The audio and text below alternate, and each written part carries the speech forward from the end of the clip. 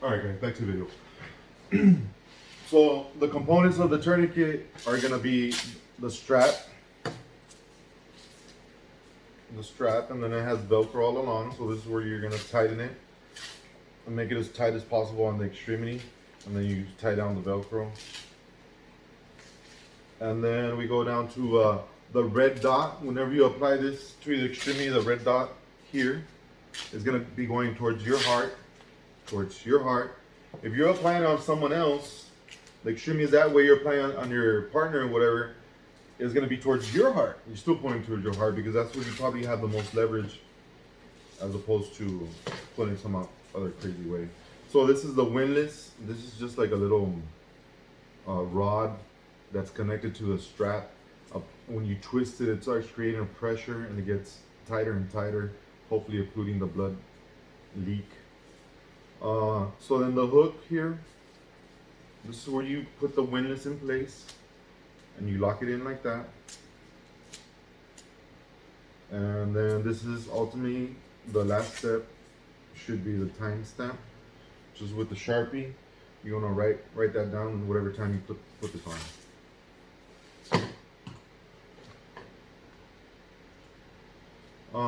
So I guess I'm just gonna show you, right? So you're gonna, if you have this ready, which you should have it ready like this, you're gonna slide it on, just like so. Remember that practice is key, so that's why we're doing this video, so you can hopefully get one of your own, get a trainer, start practicing with that, and carry a real one in your car, or wherever, home. So then speed and accuracy.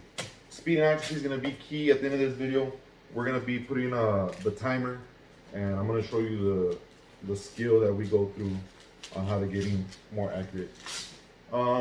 So make sure that the Velcro is tightened all the way, as much as you can.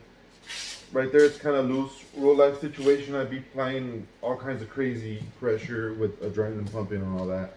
So again, you saw how I pulled it towards my heart, and then I just went around. Then you want to twist the windlass, applying as much pressure as you can to make sure that the bleeding stops. It's gonna hurt, but just because the patient is saying it hurts doesn't mean you're gonna stop. You're gonna do it until the bleeding stops. That's when you're gonna stop twisting this windlass. Then you're gonna hook it onto this hook, latch it in there, put the strap all the way, covering the rod, like so. So that way this rod doesn't pop out of place. And then finally, you're gonna put the timestamp. Keep the extremity elevated. See, I'm already kind of losing blood to the hand there. Keep the extremity elevated, and then you're gonna transport. Do not remove.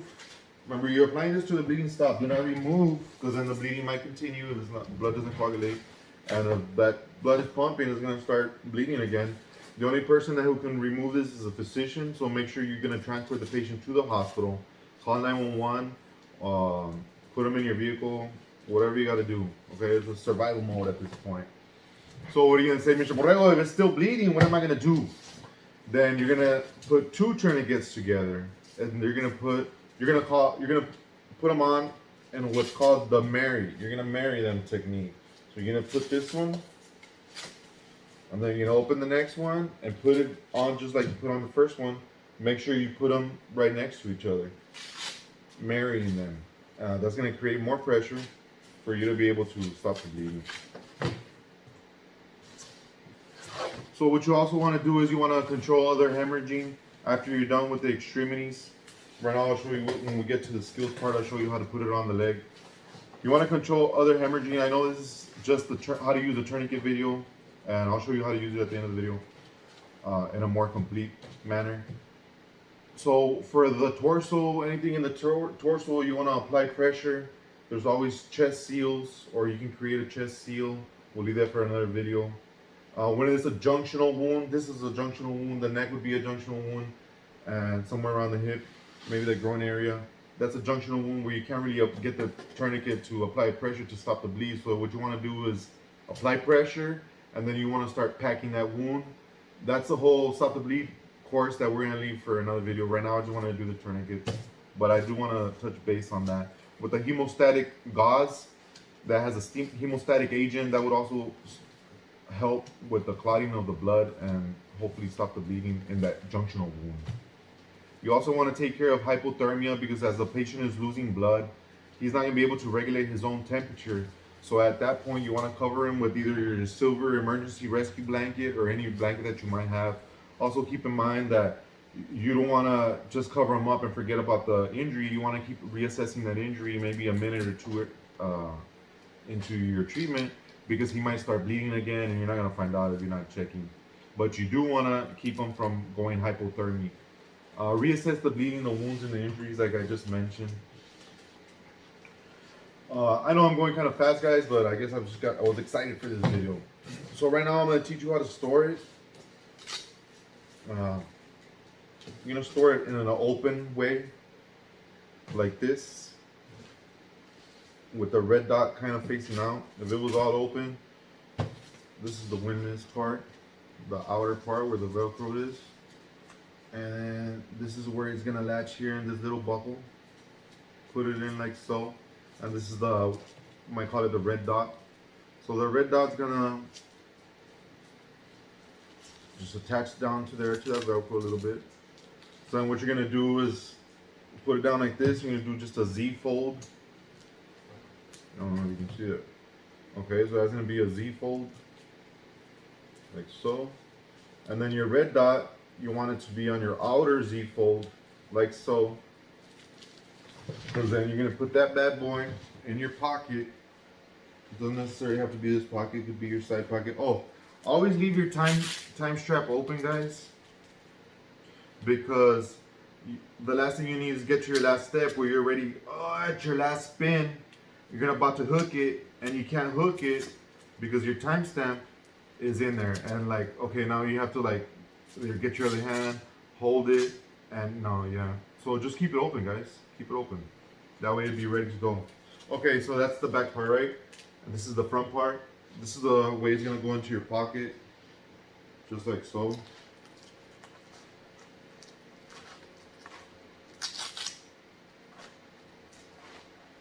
And then the red dot, remember the red dot? Is gonna hook onto the Velcro from the already existing pocket. So it's kind of not gonna fall out that easy in case you need it. Boom, get it, you're ready to go. You apply it. Either you slide it on or you open it all the way. If you have to get it on the leg for some reason he's trapped, then you would open it on. But if it's already in place, just go to the arm, pull towards your heart,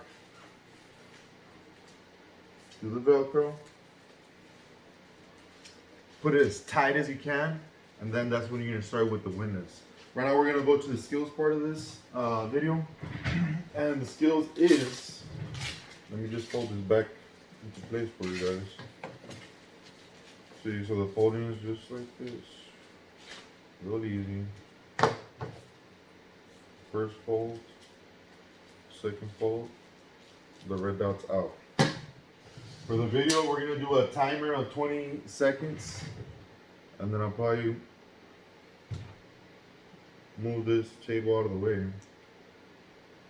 But I just want to show you how it is a 20-second timer. See?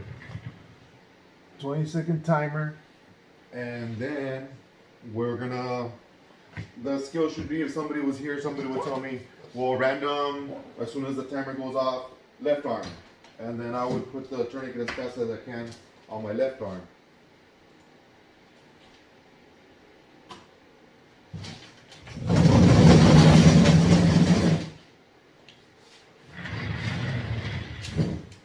So since we already kind of did left arm, so I'm going to show you how to do it under 20 seconds with the left arm, and then we'll do maybe left or right leg. So timer, start.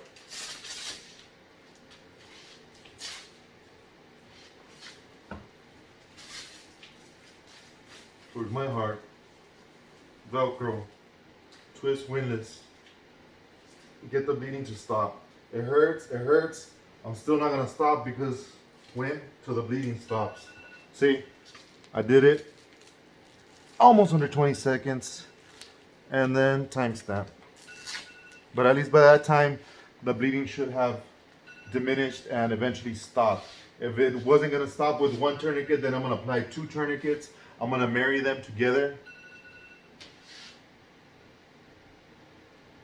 I'm gonna marry them together and then just tighten the heck out of both of them so the bleeding does stop. All right, so kind of lost my breath in that one. 20 seconds, right? So I guess I'll pull it out of my side pocket over here, like so. Remember, I'm always response ready. Shout out to High Dal EMS over there, my medics, Edwin and Vicente, and all them dudes. So I carried on my leg, right? So I'm gonna put the start again, and then post, since I mean, so okay, so when you put on your leg, make sure you get all the cell phone out of the pocket. Maybe he has a pocket knife, take that out of the pocket or whatever, and you're gonna make sure it's empty because you're gonna put it high and tight, right? We already said if there's multiple injuries, you don't know how many injuries it's been. Maybe it's been a gunshot wound.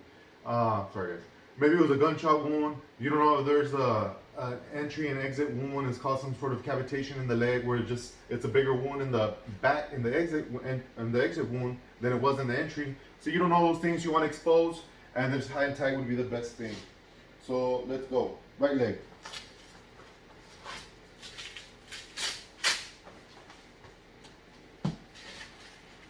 Again, high and tight. Buckle towards my heart. See? Lack of practice, guys. Lack of practice. Boom! I failed. See? Even if the EMS instructor can fail. Let's do it one more time, guys. From open position. Even the EMS instructor failed, man. So you pull towards your heart, get that leverage, and then you want to get as tight as you can. Tighten it, tighten it, tighten it. The bleeding stops. Hook it into place. Timestamp. This should be so tight that you can't even get your fingers in here. This is the cheapy one. I want to show you guys how it's already even freaking breaking. Look, it's all twisted like crazy. Hopefully, the North American Rescue Tourniquet doesn't do that, right, guys? So that's live footage on how to put on this tourniquet. And not even the instructor got it right in the first 20 seconds, guys.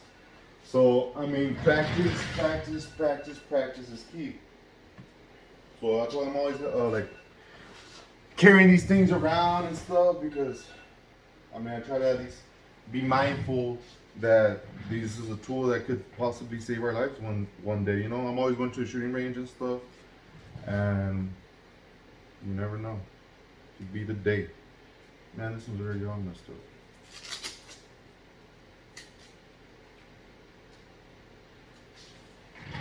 See, this one was just twisted like crazy. Imagine this thing breaks when you're trying to like save a life.